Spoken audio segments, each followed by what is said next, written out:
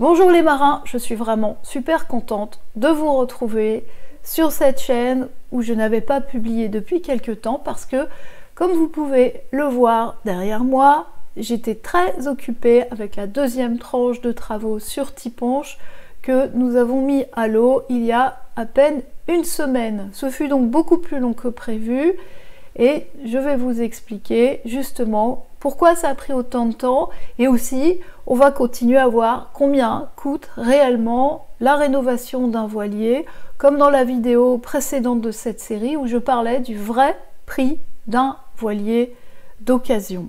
Pour mémoire, je vous rappelle que j'ai acheté ce voilier Tiponche, un First Class 8 en juillet dernier pour la modique somme donc de 1000 € et vous voyez que j'en ai eu pour 1000 €. Le bateau étant dans l'état que vous voyez, donc il a fallu le nettoyer, travailler, remettre un petit peu de peinture sur la coque pour qu'il soit un petit peu plus joli, effectuer quelques travaux, quelques menues réparations et avant de le remettre à l'eau dans le Blavet à côté d'Hennebont dans le Morbihan. Puis avec deux copines, nous avons pris la mer, nous sommes partis donc de Lorient avec belle-mer et bon vent, comme vous pouvez le constater. Avec mon fils, j'ai poursuivi le trajet, nous avons passé le Ratsin et nous sommes rentrés à Brest. Rénover un voilier, ça prend du temps, ça coûte des sous, ça n'est pas une nouveauté. Mais là, ce qu'on va voir dans la suite de l'épisode, le vrai coût d'un voilier d'occasion, c'est si j'ai vraiment réussi à anticiper ce fameux coût, si je suis restée dans le budget que je m'étais fixé initialement. En réalité, il y a eu des imprévus. Vous allez juger vous-même, vous me direz dans les commentaires si vous trouvez que je suis bien restée dans ce qui était prévu ou si j'ai totalement dérapé. Et puis pour vous, bien sûr, ça va vous donner des enseignements au cas où vous vouliez vous lancer dans l'aventure. Alors au début, dans la première tranche de travaux, celle que j'ai effectuée à Lorient, vous pouvez voir, donc j'ai dû rajouter un moteur hors-bord, une grand voile, j'ai fait un peu de peinture, de l'anti-fouling, etc. Et ça m'est revenu à 3000 € pour ce premier round. Alors j'ai pas compté, vous voyez, j'ai enlevé 1200 € de matériel parce que ce sont des choses qui font pas partie vraiment du prix d'achat d'un voilier. J'ai rajouté un kayak par exemple. Il y a des frais de mise à l'eau, d'assurance, de corps mort qui sont valides pour l'achat de n'importe quel bateau. Certains mettront leur bateau au ponton, ça coûtera plus cher. Donc pour que ça reste comparable avec l'achat d'un voilier qui aurait été en meilleur état, j'ai supprimé certains postes. Et donc là, on en était à 3000 € pour un bateau capable de naviguer dans de très bonnes conditions de mer, de Lorient à Brest. Mais il y a eu quelques surprises pendant ce convoyage qui font que j'ai vu que j'allais devoir rajouter pas mal d'argent dans le bateau. Notamment, j'ai eu des problèmes avec la quille du bateau pendant le passage du Ratsin. Donc j'en parle dans la vidéo sur le convoyage d'un bateau d'occasion. Et donc j'ai vu que la quille n'était pas stable du tout. Dès qu'il y avait un petit peu de mer, elle remontait, elle bougeait, elle tapait contre le puits de quille. Et ça me paraissait extrêmement dangereux. Si bien qu'après, le convoyage, je n'ai pas osé sortir de la rade de Brest. Et j'ai rapidement mis le bateau en chantier. Donc j'avais prévu une révision de quille. Tant qu'à faire, le bateau ayant fait de la régate, le gréement était vraisemblablement à changer. Il faut savoir que quand on enlève la quille d'un tel bateau, il faut enlever le mât auparavant, sinon il risque d'être déséquilibré parce qu'il était stocké dehors en plus. Il risque d'être déséquilibré dès que le vent va prendre dans le gréement et de se renverser. Donc tant qu'à démater, on a changé les câbles du gréement. J'avais prévu 1000 €. J'avais prévu de rénover un petit peu le pont en faisant du gel coat ici et là. Peut-être de changer les rails de Fargue. Je croyais avoir un traitement anti-osmose à réaliser. Je voulais refaire les couchages du bateau, les aménagements qui sont très sommaires mais là qui étaient vraiment pourris. Voilà, j'ai prévu 300 € d'accastillage, d'électricité. Il y a une batterie sur la première photo, mais elle était complètement déchargée. Il n'y avait pas de tableau électrique, enfin même pas de circuit électrique en fait sur ce bateau. Et puis voilà, des petits travaux sur les voiles pour éventuellement me faire un taux de grand voile et des frais de manutention, de stockage. Bon, j'avais estimé à 4 150 € le budget de cette deuxième tranche de travaux. Alors voici les travaux qui ont été réellement effectués. Donc la quille, bien sûr, la quille a été déposée, elle a été sablée, elle a été retraitée, reposée, il a fallu changer certaines pièces. Ensuite, le gréement, tous les câbles à l'exception des bastacs ont été changés, ainsi que certaines drisses. L'électricité, j'ai refait complètement un tableau électrique, un circuit électrique, j'ai posé un panneau solaire, un petit panneau solaire que m'avait donné le propriétaire en plus du bateau. Un copain m'a donné des béquilles, alors du coup je les ai fait adapter au bateau, puisque comme la quille est relevable et redevenait opérationnelle, je me suis dit que ça serait sympa de pouvoir s'échouer à l'île de Sein, à Molène et dans toutes les rivières. Ensuite, j'ai donc bien refait ce que j'ose à peine appeler des aménagements, mais des couchages. Et puis, j'ai dû refaire la barre du bateau, en fait, la partie en bois, parce qu'elle me paraissait pas solide du tout. Elle était vraiment en piteux état. Alors, il y a eu quelques imprévus pendant ces travaux. Il y a eu des imprévus. D'abord, on m'a volé ma voiture. Donc ça, c'est arrivé juste avant le confinement, parce que dans les imprévus, il y a eu aussi des confinements. Alors aujourd'hui, maintenant, c'est presque plus des imprévus, les confinements, mais à l'automne, ça l'était encore. Et juste quand j'ai pensé démarrer les travaux, donc c'était à chaque fois sur mes vacances, eh bien, il y a eu un confinement qui m'a beaucoup retardé dans mon travail. Alors en plus, on m'a volé ma voiture, donc juste avant le confinement de l'automne, et dans ma voiture, il y avait mon génois en millard, les gilets de sauvetage, autogonflants, des gilets de sauvetage d'ailleurs aussi pour le kayak, les rames du kayak. Donc j'avais pas complètement vidé le coffre de la voiture et le voleur est parti avec tout ça. J'ai été bien remboursée par l'assurance, mais bon, ça m'a pris du temps de retrouver des voiles et puis de prendre la mesure de tout ce qui me manquait en fait. Ensuite, donc les confinements ont mis un peu de tension entre le chef de chantier et les usagers du chantier, dont moi, parce qu'on voulait travailler sur le chantier, il était à moins de 2 km, mais c'était pas un commerce essentiel, donc a priori on n'était pas autorisé à travailler même dehors, même avec des masques, même en étant éloigné de plus de 50 ou 100 mètres les uns des autres sur le chantier. Et ça a généré quelques incompréhensions parce qu'évidemment pendant ce temps-là on perdait du temps puis on payait le stockage du bateau au chantier. Les horaires du chantier, alors ça j'y avais pas fait attention non plus, c'est que autant à Lorient je pouvais venir travailler tous les jours sur le chantier qui était ouvert, autant le dimanche là dans ce chantier eh bien tout est fermé, il n'est pas possible de venir travailler du tout. Ce qui me laissait plus que le samedi et quelques après-midi que j'ai pu dégager. Mais le problème, c'est qu'on est en Bretagne et dans le Finistère, qui est une des régions les plus arrosées du pays, ce qui fait que la météo ne me permettait pas de travailler, loin de là, tous les samedis où j'étais disponible. Donc ça a encore ralenti énormément le chantier. Et parmi les imprévus, il y a eu quand même une bonne surprise qui est que le lock et le sondeur qui étaient sur le bateau, complètement débranchés. Le répétiteur m'avait dit, l'ancien propriétaire ne marchait plus, mais en fait je l'ai quand même branché et aux joies, il fonctionne très bien. Je l'ai relié aux deux sondes et j'ai un sondeur et un lock. Ça m'a juste coûté le câblage. Donc là, je suis quand même très contente. Parlons maintenant du temps. Puisque rénover un voilier, je vous dis, ça prend du temps, j'ai été retardée. Comment ce temps a été utilisé, réparti?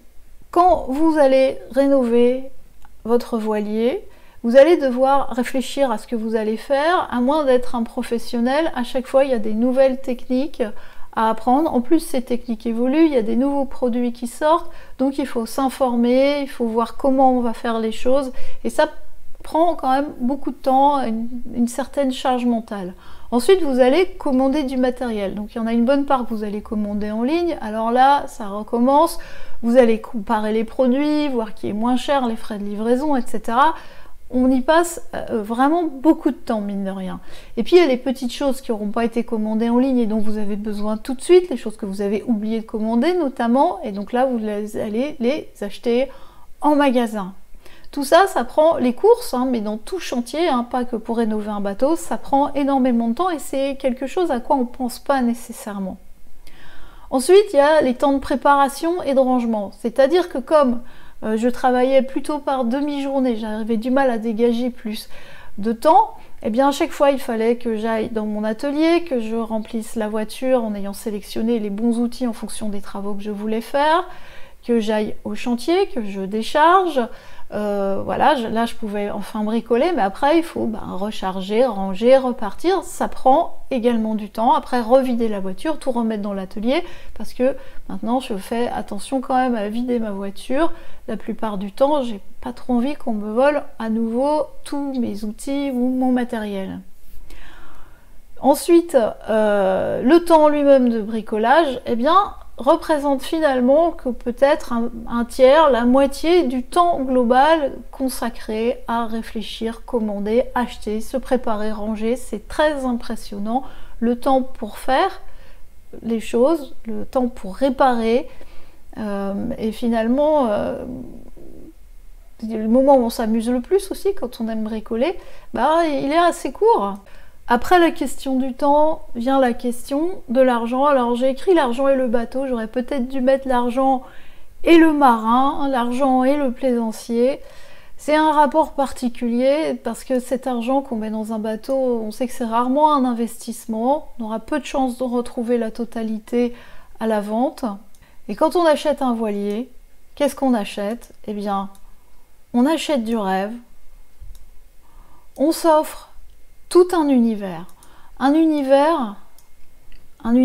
technique, avec ces fameuses techniques dont je vous disais qu'elles sont à découvrir et ça prend du temps, mais on s'est offert ça, on s'est offert des histoires à partager, des histoires qu'on se raconte entre marins à l'apéro, mais aussi dans les forums à chaque fois que vous voulez découvrir comment résoudre un problème technique.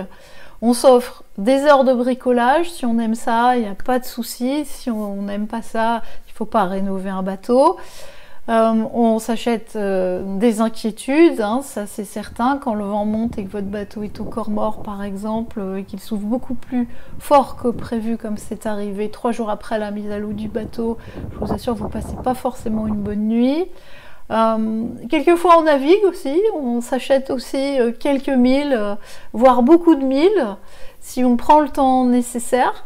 Et puis certains s'achètent même une maison sur l'eau. Donc le rapport à l'argent pour un marin, c'est quelque chose d'un petit peu particulier. En tout cas, de l'argent qu'il met dans son bateau, c'est vraiment pas à comparer avec l'argent que vous pouvez mettre dans votre maison, ni même peut-être dans votre voiture, à moins que vous soyez passionné de voiture. C'est très particulier. Mais néanmoins, cet argent, eh bien, il faut bien calculer, savoir où on va. Et donc, j'ai fait la grille. Alors, on avait dit 4 150 €. On va voir un peu comment j'ai dépensé cet argent, justement. Et j'ai pas fait tout à fait les travaux que j'avais dit, puisqu'il y a eu des surprises. Il y a des choses qui ont été nécessaires et d'autres qui ne l'ont pas été. On va zoomer au maximum. Donc, les travaux sur Tiponche à l'hiver-printemps 2021. La quille, je pensais que ça me coûterait 800 €, ça m'a coûté 1525 €. Pourquoi? Parce que j'ai fait faire une partie du travail. En fait, j'ai commencé à décaper la quille après sa dépose et à ce moment-là, le premier confinement est arrivé. Et j'ai vu que ça allait me prendre un temps monstrueux. En plus, moi, j'avais pas de moyen de faire sabler la quille moi-même. Donc, j'ai décidé de le faire faire et ça m'a coûté 450 € supplémentaires. Ensuite, il y avait des pièces à changer qu'on n'avait pas prévu avec le chantier au départ, mais des pièces qui étaient vraiment des équerres qui soutiennent la quille, qu'il fallait changer. Il y avait une bague à changer, bon ça c'était prévu, mais surtout il a fallu changer la noix dans laquelle s'enquille la vis sans fin. Vous voyez, quand on visse comme ça pour relever la quille et on dévisse pour la faire descendre. Donc la noix dans laquelle s'insère la vis était abîmée, il a fallu la changer, donc ça a coûté 200 € de plus. Sinon j'aurais bien été dans les prix que j'avais prévus. Le mât j'avais prévu 1000 €. Et en fait, j'ai rajouté une girouette, j'ai rajouté des drisses, et là encore, je l'ai fait faire parce que je voyais que je ne mettrais jamais mon bateau à l'eau à temps, et donc ça m'a coûté 330 € de main d'œuvre, en plus du matériel rajouté. Alors après, les drisses, la girouette, ça fait un peu partie de l'accastillage que j'avais déjà budgété. L'électricité, eh bien là, j'en ai eu pour 1062 € à peu près. J'ai acheté une belle batterie, je pensais pas acheter une batterie comme ça. J'ai pris une batterie gel de 90 ampères-heure, une batterie qui supporte des décharges profondes. Une batterie gel, en Bretagne, ça pose pas de problème.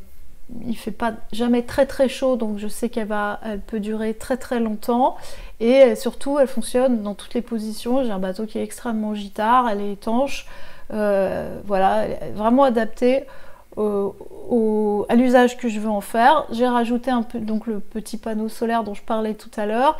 J'ai trouvé un régulateur de la même marque d'occasion, mais qui était neuf. Et puis voilà, les câbles, j'ai rajouté un feu en tête de mât que j'ai fait poser, donc ça fait partie de la main d'œuvre sur le mât. En droguerie, petite peinture, mastic, etc. J'ai refait, il y avait un trou dans le tableau arrière, en fait le bateau coulait au mouillage, il coulait, et même en navigation, alors il coulait très lentement, mais il coulait quand même, il faisait de l'eau, donc j'ai dû, tout à l'arrière du tableau, il y avait une fissure. Et donc j'ai ouverte à la meuleuse, j'ai remastiqué, j'ai réenduit. Et puis il y avait quelques petites entrées d'eau par les chandeliers, j'ai refait un peu de gel coat sur le pont. Voilà, bon bah j'en ai eu pour 250 €. J'ai aussi refait la peinture à l'intérieur du bateau. Hein, ça compte aussi dans cette peinture, et on a dû faire un anti-fouling bien sûr pour la mise à l'eau. Les béquilles, donc que j'ai fait adapter, ça a coûté 300 €. J'ai refait donc toutes les planches d'aménagement, donc j'ai fait découper du bois dans une enseigne de bricolage. J'ai utilisé les anciens morceaux de bois comme gabarit, j'ai redécoupé, repeint, poncé, repeint tout ça, redéposé, reposé, donc ça prend pas mal de temps. Et puis la barre, je pensais juste la rénover, mais en fait j'ai fait une bêtise, donc j'ai voulu passer de l'époxy dessus et puis restratifier à l'époxy pour la renforcer parce qu'elle était fissurée avec un petit film de tissu polyester. Sauf que le jour où j'ai fait ça, il faisait 25 degrés à Brest, c'était génial, mais la nuit la température est redescendue à 17 degrés et elle n'est jamais remontée en fait suffisamment haut. Bref, l'époxy restait poisseux, et à l'heure où je vous parle, cette barre est toujours poisseuse, donc j'en ai refait une autre tout simplement avec du contreplaqué, des lames de contreplaqué assez fines que j'ai assemblées pour faire une sorte de lamellé collé. Et ma foi, ça a l'air de fonctionner très bien, et elle est bien plus jolie que la précédente. Je suis super contente. Donc ça m'a coûté 50 € de matériel. Enfin, au niveau du stockage, j'ai compté que 3 mois de stockage parce que j'estime que ça, c'est le temps supplémentaire que le bateau a passé à terre par rapport aux travaux qu'il y avait à faire dessus. Mais de toute façon, je l'aurais sorti au moins 5 mois, de la mi-octobre à la mi-mars, quelque chose comme ça, pour échapper aux tempêtes de l'hiver, puisque j'ai pas de place au ponton et qu'il est stationné dans une rivière complètement ouverte au sud-ouest, même si c'est au fond de la rade de Brest. Voilà, et donc en fait j'arrive à 4846 € au lieu de 4150 €. Sachant que j'ai fait faire une partie des travaux que je pensais faire moi-même. Donc je suis plutôt contente, parce qu'il me semble que je suis vraiment dans les prix annoncés. La main d'œuvre que j'aurais pu économiser, j'ai mis en vert ici ces postes-là, l'adaptation des béquilles, j'aurais pu le faire. La main d'œuvre supplémentaire dans le mât, poser la girouette, le feu de mât, changer des drisses, j'aurais pu le faire aussi. Le traitement de la quille, ça m'aurait pris un temps monstrueux. Je suis vraiment très contente de l'avoir fait faire, c'est une tâche vraiment ingrate. Cela dit, j'avais déjà quand même travaillé dessus, et j'avais travaillé dessus, j'ai calculé à peu près 5 heures, j'avais déjà bien décapé. Le mât, du coup, moi, ce qui m'a pris du temps, c'est de préparer, de tout enlever pour le dématage, et puis ensuite de regréer le bateau. Donc dématage, rematage, ça m'a pris 5 heures. En électricité, je pense que ça m'a pris une douzaine d'heures de travail, de bricolage sur place. Alors ici, on parle vraiment du volet du bricolage, pour installer un tableau électrique, tout câbler, faire quelques soudures, etc. En droguerie, oui, la peinture, les mastiques, etc. C'est assez long, hein. J'ai fait 2 couches à l'intérieur du bateau. J'ai une copine qui est venue m'aider, heureusement, pour en plus peindre les endroits les plus difficiles à l'arrière du bateau, sous le cockpit. Et donc au total, je pense qu'il y en a pour 16 heures de main d'œuvre, en comptant également l'anti-fouling. Et les aménagements, le temps que j'ai passé à découper, peindre, tout ça, monter, démonter, je pense qu'il y en a à peu près pour 12 heures. La barre, ça a été assez rapide, c'est plus du temps de séchage, donc 3 heures à peu près de travail. Recherche sur Internet, j'estime à 20 heures. À mon avis, c'est beaucoup plus, mais je sais pas, j'ai pas vraiment mesuré, mais c'est au moins 20 heures. Le temps passé également à chercher un nouveau génois, puisqu'on m'avait volé mon génois. J'ai dû changer aussi le moteur hors-bord. En fait, j'avais pris un arbre long, il était trop long. Là, j'ai trouvé un arbre court pour le même prix. Donc, pour moi, c'est une opération blanche. Je revends, d'ailleurs, j'ai un moteur 5 chevaux arbre long Honda à vendre pour 450 € si ça vous intéresse. Et bon, voilà, c'est ce type d'achat. J'ai dû acheter d'autres petits matériels, mais en gros, ça m'a pris 8 heures. Et j'ai pas compté ce budget-là parce qu'en fait, l'assurance m'a remboursé le vol des voiles, des gilets de sauvetage et des rames. Tout ça, j'ai été plutôt bien remboursée, donc c'est aussi une opération blanche financièrement. Et donc j'estime à 80 heures, j'ai mis 81 heures, c'est une estimation, hein, de total de temps de travail, recherche inclus, sachant que vous voyez qu'il y a 30 heures dédiées à des recherches, à de l'achat, et que finalement il n'y a qu'une cinquantaine d'heures à travailler vraiment sur le bateau, et pourtant ça a pris beaucoup de temps. Alors au final, je me retrouve avec un bateau que j'ai acheté 1000 € et qui m'est revenu aujourd'hui à 7000 €, plus un kayak à 400 €, un corps-mort à 500 € et bien sûr des frais de stockage en chantier. Donc en réalité, j'ai dépensé plus de 8000 € à ce jour en un an pour ce petit voilier. Il va falloir l'amortir, il va falloir naviguer dessus. Est-ce que je vais encore rajouter de l'argent dessus ? Alors oui et non, c'est-à-dire que pour le moment j'ai l'intention de naviguer avec le bateau, et ensuite si je vois que je navigue avec et que j'ai l'intention de le garder longtemps, eh bien il est possible, oui, que je lui fasse faire des voiles neuves, même si celles que j'ai actuellement font plutôt bien l'affaire. Les coussins, il n'y en a pas, je pourrais peut-être en faire. Le pont, il y a pas mal de fissures dans le gel coat, c'est normal, c'est un bateau qui a fait de la régate, donc il a pas mal travaillé. Rien de très inquiétant, mais pour des raisons cosmétiques, je pourrais très bien envisager de refaire le pont, pourquoi pas de changer le rail de fargue que j'ai pas changé finalement. Et donc du coup il faudrait repeindre le pont. Dans ce cas-là, je suis pas du tout sûre que je ferai ce travail-là. Est-ce qu'un jour j'aurai envie de rajouter un spi asymétrique? Vous voyez, on peut toujours rajouter des choses, on peut toujours améliorer un voilier.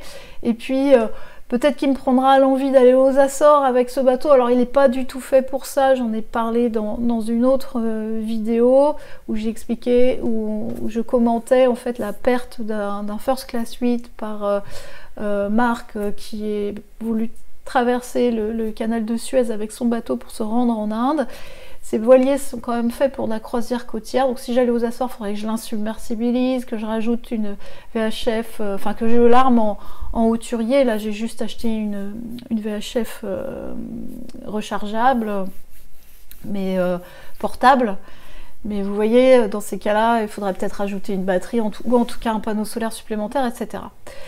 Est-ce que je veux faire de la régate avec ce bateau? C'est un ancien bateau de régate. Alors là, le budget régate, sont des voiles dans des tissus à base de fibres carbone. À ce jour, j'en ai pas la moindre intention. Il faudrait que j'ai un sponsor. Je sais pas. C'est pas au goût du jour. Je préfère régater du coup sur les bateaux des copains. Et si je régate, ça sera 2 ou 3 régates amicales dans l'année, juste pour s'amuser.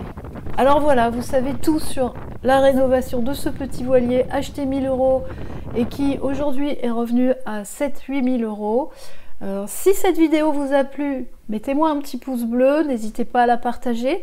Si vous voulez que je traite des sujets particuliers ou que vous avez des questions, n'hésitez pas à mettre vos questions dans les commentaires ou vos remarques. Je réponds toujours à tout le monde, c'est extrêmement rare que j'oublie quelqu'un. Et puis, la prochaine fois, je pense qu'on va naviguer sur ce bateau parce qu'il va falloir le prendre en main. Et là, ce que je voudrais, c'est le prendre en main en solitaire. Donc, je ferai des vidéos sur la navigation en solitaire. J'ai installé un pilote sur Tiponche, c'est quand même pour qu'il serve. Et on fera de la navigation côtière, on va remonter des rivières, on ira s'échouer et on verra toutes les techniques pour vivre ces expériences de la meilleure manière possible en tenant compte des inévitables imprévus. Je vous souhaite à tous de très belles navigations et à très bientôt sur les tutos de la croisière.